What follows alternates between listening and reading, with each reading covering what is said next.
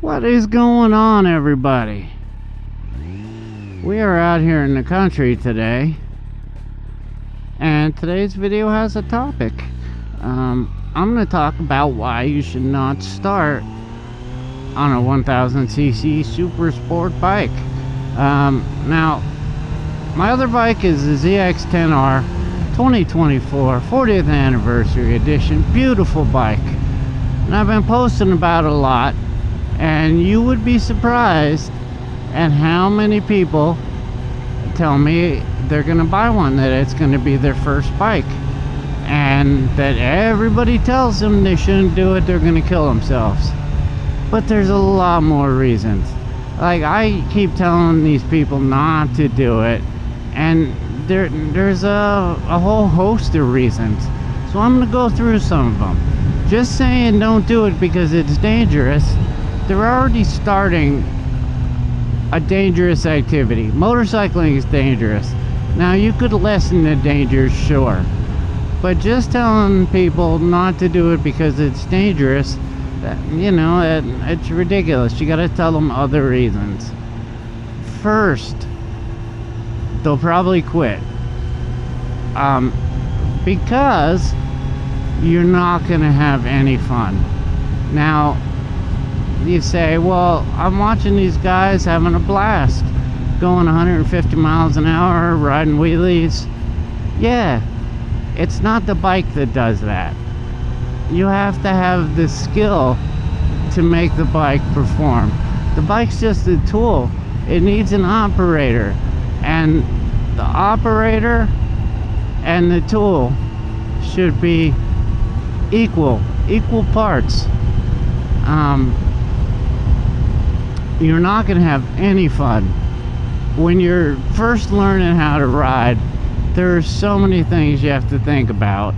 You use both hands and both feet to operate the controls, and you have to learn how to apply the throttle, how to apply the brakes, how to use the clutch.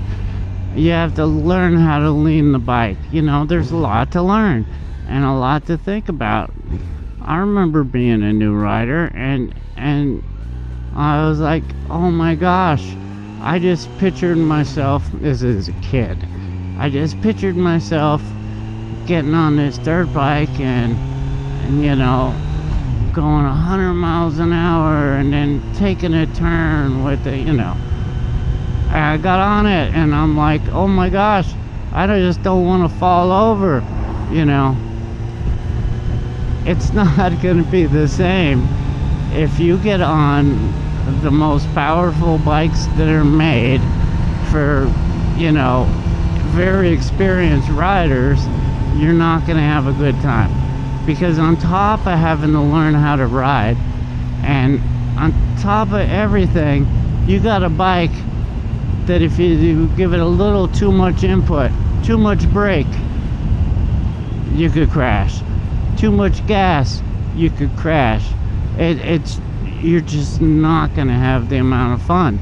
And if you start on a smaller bike, on a beginner bike, I'm guarantee you're gonna enjoy it, and you're gonna have a great time.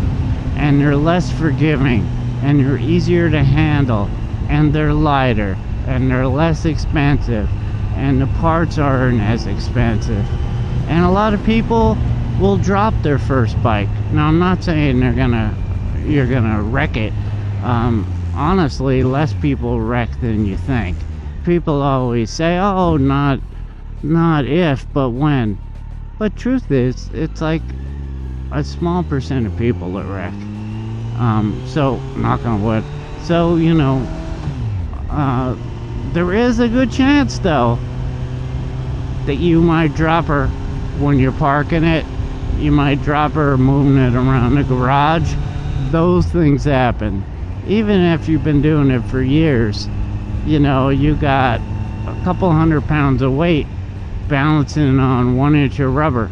And if the weight goes too far to one side, you could drop her, And it's you'll be much happier to drop a Ninja 650 than a $21,000 Gsxr. I'm telling you. So yeah, there's a whole host of reasons, and yes, it's more dangerous, but all the other reasons are just as important. You're not gonna have a good time, and get yourself a beginner bike, and then you know what, ride it until you could do everything it could do, and then move up to the next one. And you know what, I'm telling you, as somebody who's looking back that did it this way, and I mostly did it this way because that's all I could afford to do. I could, you know, I just always had money issues, and I could never afford a ZX10. But I was so happy. Like, I remember times riding my 500. I had the best time. I loved it. I remember those years fondly. And then I couldn't wait to move up to my 600 inline 4. And oh man, did I love that. And up I went. And I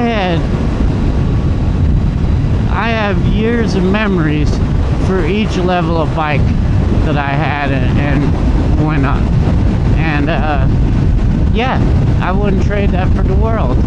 You know, maybe if I would have had enough money when I was younger, I might have went right to a ZX10R or an R1, and I would have regretted it because I know what I'm missing out on.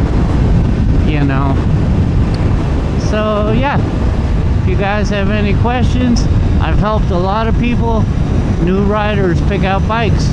If you need help, you know, I'll be happy to chat with you and help figure out what's good for you. And yeah, anytime. And if you haven't subscribed yet, please subscribe to my channel. You know, it's full-time working on the channel, starting this spring as of now. So there's going to be lots of good content. And if you want to start moto vlogging, I'll put a link for my Insta360 camera in the description. It's the best moto vlogging camera out there. And I'm not saying that because Insta gave me some equipment. It's far and away, I think, the best out there. And if you buy your camera through my link, you'll get a free gift, and it'll help the channel out a little bit. So alright, I'll catch y'all later. See ya.